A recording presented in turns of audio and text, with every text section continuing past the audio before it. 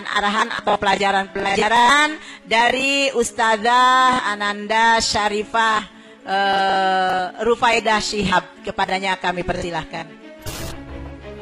Bismillahirrahmanirrahim. Assalamualaikum warahmatullahi wabarakatuh.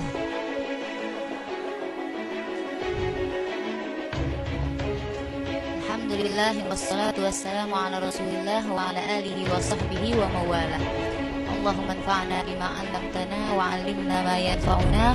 Allahumma zidna ilman warzuqna fahman wa atina hikmah.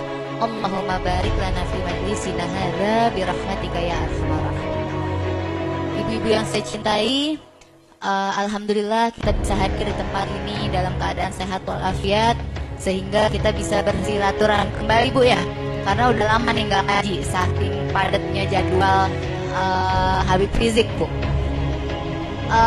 Mungkin saya di sini akan mengingatkan sedikit aja, mengingatkan ibu-ibu dan juga khususnya diri saya sendiri tentang keadaan Indonesia saat ini, Bu, agar kita bisa lebih membuka mata, kita bisa tahu keadaan negara kita tercinta saat ini.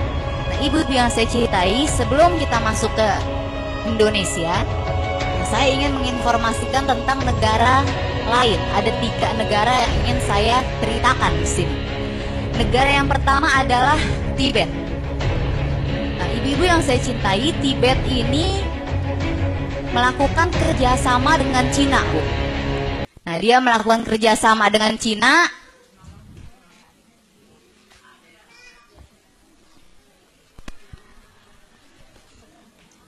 Nah, Tibet ini melakukan kerjasama dengan Cina, Bu. Nah, dia melakukan kerjasama dengan Cina. Akhirnya Cina ikut membantu pembangunan di negara tersebut. Mau bangun rumah, mau bangun jalan, nah gedung-gedung. Nah, setelah kerjaan itu selesai, akhirnya pekerja-pekerja tersebut angkat senjata untuk memberontak. Nah, jadi di sini sebagaimana yang kita lihat di negara kita, Bu, yang kita lihat sekarang udah banyak katanya sih pekerja kasar, Bu, ya, yang masuk ke Indonesia. Tapi Allahu a'lam, karena sebagaimana yang kita lihat di negara tadi, nah pekerja yang tadinya kerja bangun jalan, bangun rumah, ya kan, dari Cina akhirnya bisa angkat senjata. Nauzubillah min zalik. Selanjutnya, negara yang kedua sebagai contoh adalah Angola. Nah, ini juga dikasih utang sama Cina. Pas dikasih utang yang banyak, nah akhirnya diobok-obok juga, Bu, negaranya. Gimana caranya? Nah, parlemennya itu bikin undang-undang yang harus ditandatangani, isinya Islam itu nggak boleh ada di Angola. Nah, jadi masjid-masjid harus ditutup. Kenapa alasannya? Alasannya karena Islam tidak sesuai dengan adat istiadat di Angola. Nah, ini adalah contoh kedua. Nah, contoh yang ketiga adalah Zimbabwe, Bu. Nah, Zimbabwe juga dikasih utang yang banyak sama Cina. Akhirnya saking banyaknya nggak bisa bayar. Nah, ditawarkan, ya udah boleh, utangnya nggak usah bayar, dilunasin semuanya. Akan tetapi dengan syarat mata uang yang ada di Zimbabwe harus dirubah ke mata uang Cina, yaitu yuan. Nah, ini jadi kita mesti mulai hati-hati. Kenapa? Nah, kita balik lagi ke negara kita, negara Kesatuan Republik Indonesia.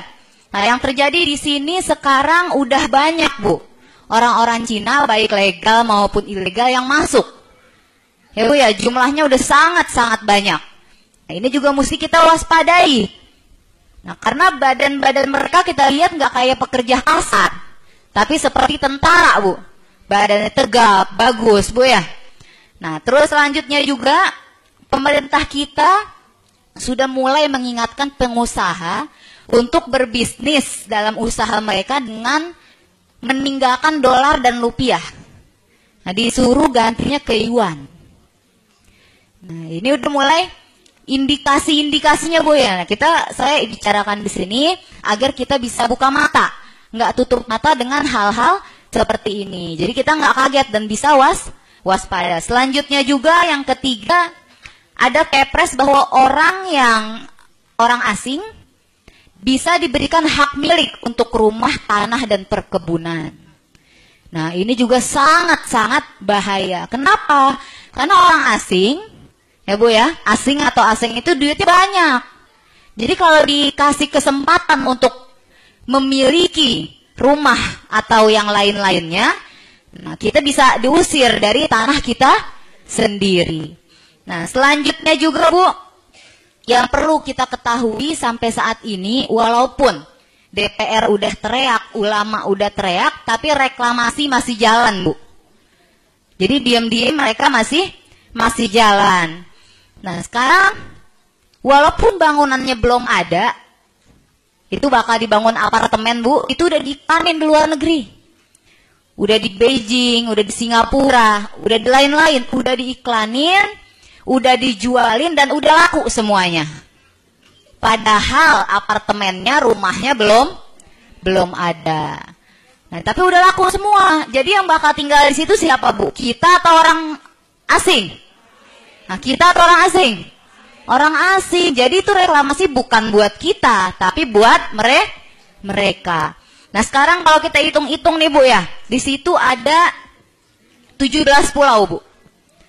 Nah, 16 dari 17 pulau tersebut, kalau dihitung-hitung ada 800 hektar. Nah, luas apa luas, Bu? Luas apa luas? Luas. Nah, 800 hektar ini kalau dibikin tower tahu, Bu? Gedung. Nah, itu bisa kurang lebih 8.000 tower. Nah, 8.000 tower. Satu towernya kurang lebih 1.000 rumah. Jadi kalau 8.000 tower berapa rumah? 8 juta rumah. 8 juta unit rumah. Nah, 8 juta unit rumah ini, kalau satu rumah ditempatin sama 10 orang, berarti bakal ada berapa orang di situ?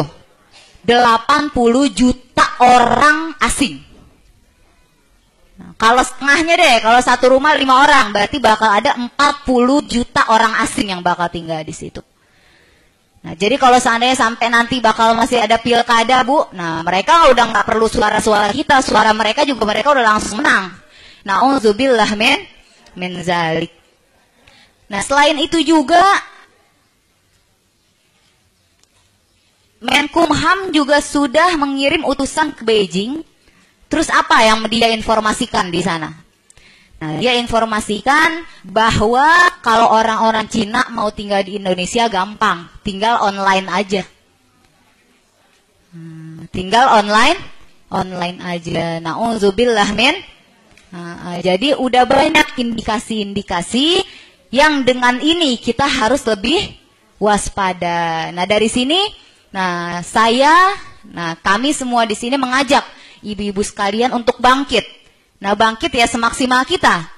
Ya kan, semaksimal kita untuk menghidupkan persatuan dan kesatuan umat Islam. Baik dalam bentuk apapun, mau ekonominya, mau dalam hal-hal yang lainnya, Bu ya.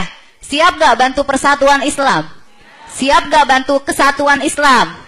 Nah, jadi insya Allah mulai dari saat ini kita harus lebih bersatu. Jangan ada yang berantem-berantem karena khilafiyah lagi, Bu. Karena urusan kita di depan masih sangat banyak.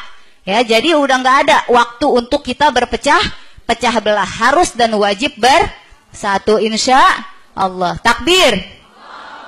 Nah, mungkin itu saja yang bisa saya sampaikan. Mohon maaf atas segala kesalahan dan kekurangannya. Hadani Allah wa iyyakum ila siratal mustaqim. Wassalamualaikum warahmatullahi wabarakatuh. Terima kasih kepada Ustazah Syarifah Rufaidah.